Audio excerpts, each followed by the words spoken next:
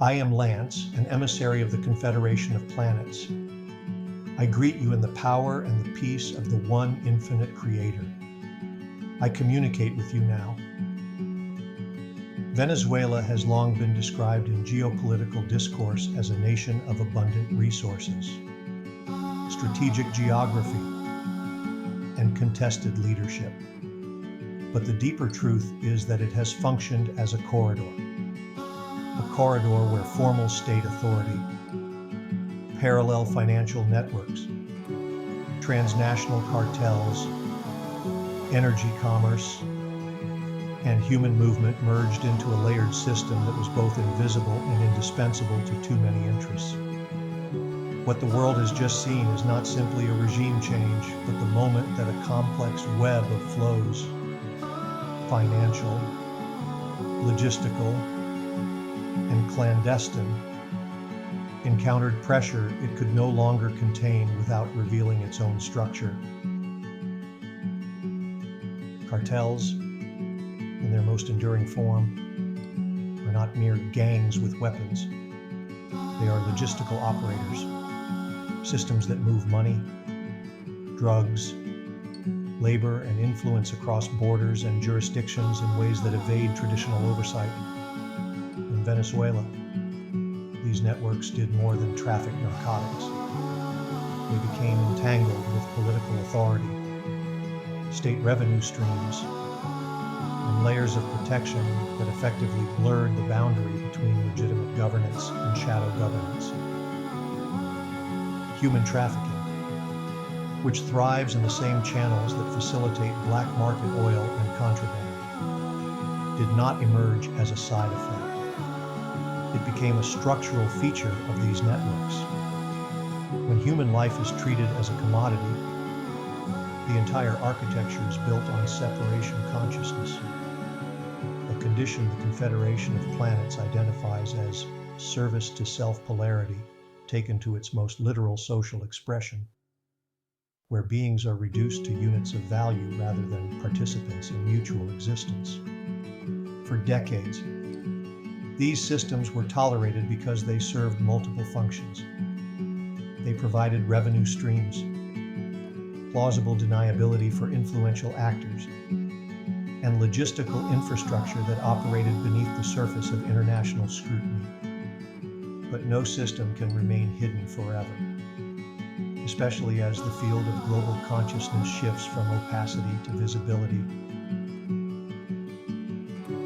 Codex frameworks describe this phase as the exposure threshold, the point at which systems that depend on concealment begin to fail because the field itself no longer supports unexamined influence.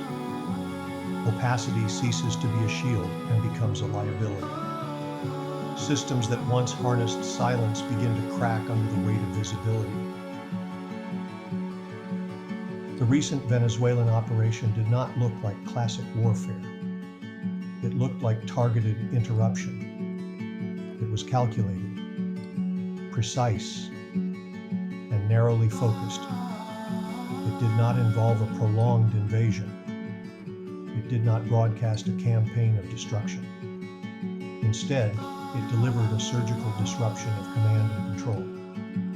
A statement that the networks which once operated with impunity are now subject to accountability pressures that exceed their capacity to adapt without revealing themselves.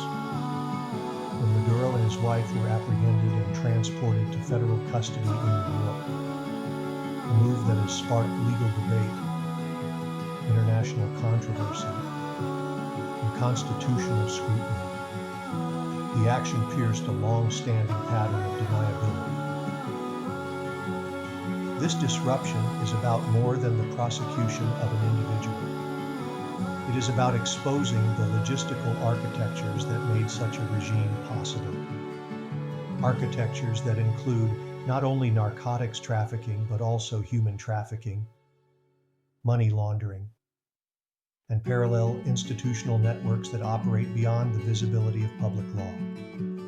When roots are severed, whether they are roots for commodities, information, or human beings, the systems that depended on them begin to fracture. Those fractures do not always manifest as spectacle. Often they first show themselves as contradiction and incoherence. Silence after assertion, reversal of policy, conflicting statements from allied powers. These are not signs of indecision. They are signs that multiple systems with competing logics are colliding within the same field. One of the most profound aspects of this moment is how the world interpreted it, or more accurately, how the world struggled to interpret it through familiar narrative shells. If this were a clear case of liberation, every narrative would align toward that framing. If it were a unilateral act of imperialist aggression, critics would have a single, unified script. Instead, what emerged was a fractured interpretive field. Some hailed the capture as enforcement of long-standing indictments and a blow against organized narcotics routes. Others condemned it as a violation of sovereignty and international law. Yet others saw it as a pretext for control of oil resources or geopolitical leverage.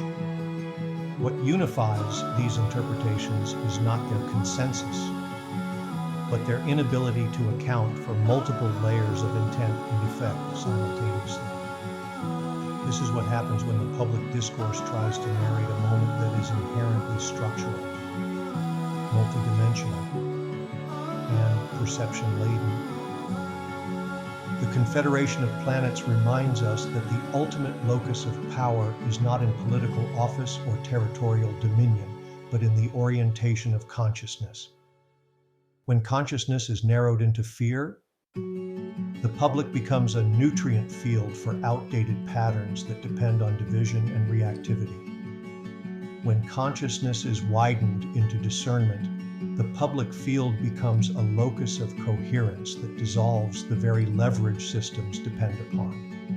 In this sense, the Venezuelan moment is not just geopolitical, it is energetic, a phase shift in how global systems of power interact with evolving collective awareness.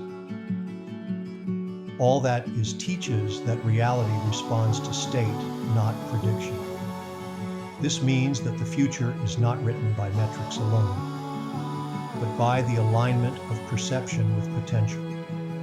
Many responses to the recent events have defaulted to either fear or certainty, fear of conflict, certainty of manipulation, but neither serves clarity.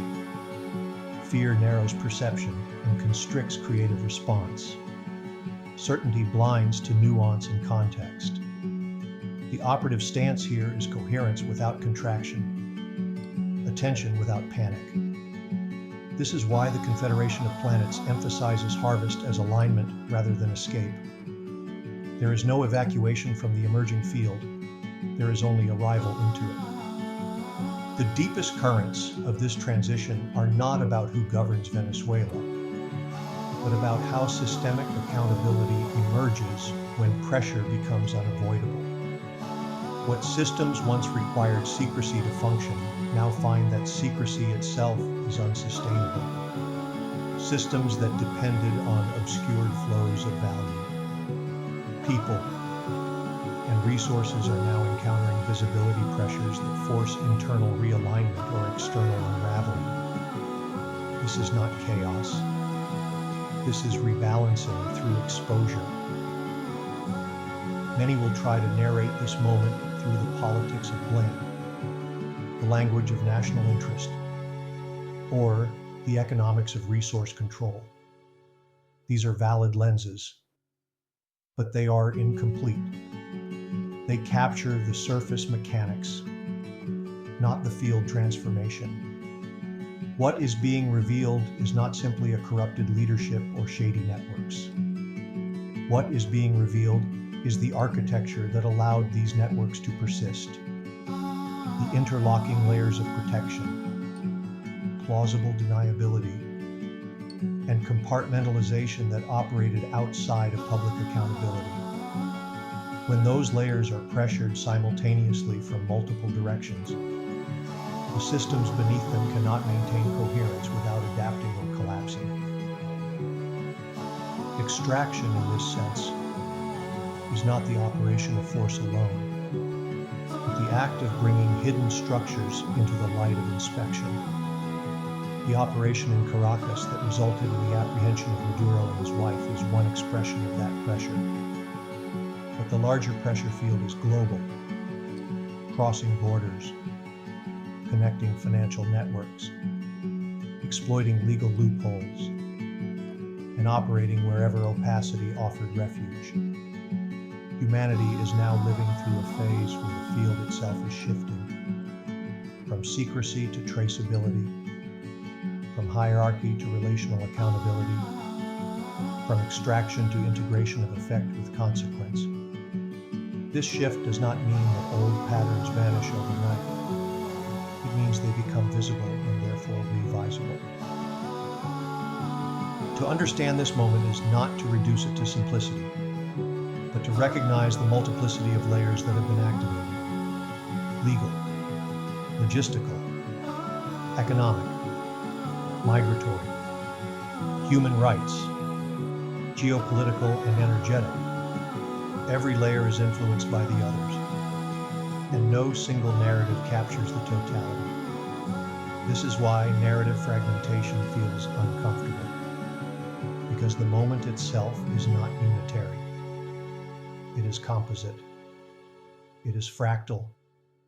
It is field-based. The most enduring lesson from this kind of moment is that power in its oldest forms always preferred silence, opacity, and division because those conditions allowed leverage to persist. But when the field shifts toward visibility, coherence, and relational accountability, those old forms begin to collapse by their own logic.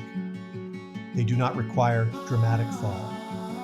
They require exposure. And when systems are exposed, they become contestable, not just through violence, but through perception, choice, and the recalibration of attention.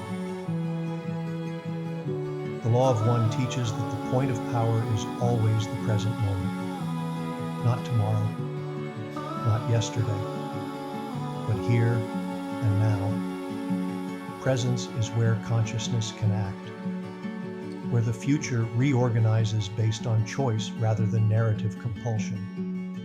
All that is teaches that reality does not respond to words, but to state. And Codex teaches that systems collapse when coherence withdraws from them and returns to the observer. In this sense, what we are seeing in Venezuela is not simply a military or legal episode. It is a reflection of the larger shift in how power, accountability, and visibility interact in a world where opacity can no longer hold. Nothing hidden survives arrival, and the only place where arrival occurs is in the present moment, where consciousness is coherent, attention is sovereign, and perception is free from fear.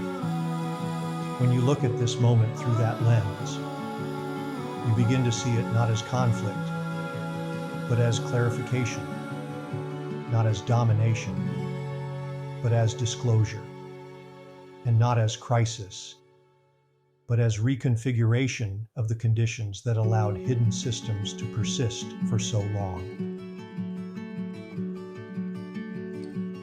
I leave you in the love and the light of the one infinite Creator. Adonai.